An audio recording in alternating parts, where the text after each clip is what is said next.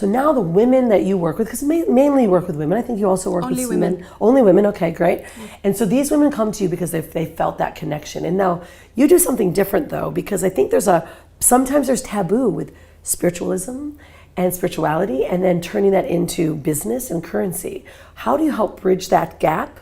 Because I think this is where so many that are called to be healers, they fall off from that the business track, right? So then they're just giving, and then they're always needing more, and then the financial side doesn't support their work, and then they're not doing the work that they could do because then they're almost in lack, if you will. But that's not what a healer should be in, right? Yeah. So how do you help bridge that gap? Yeah, I couldn't agree more.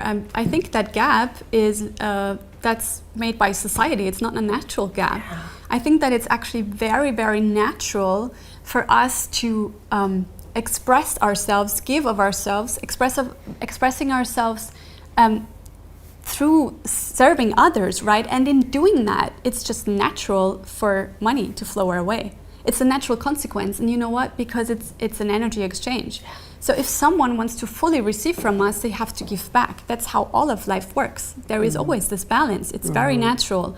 And that there is this theme around that healers shouldn't earn money for what they do. I know where it comes from. It comes from the fact that in indigenous cultures, there was always a shaman in every village, right? A medicine man or woman.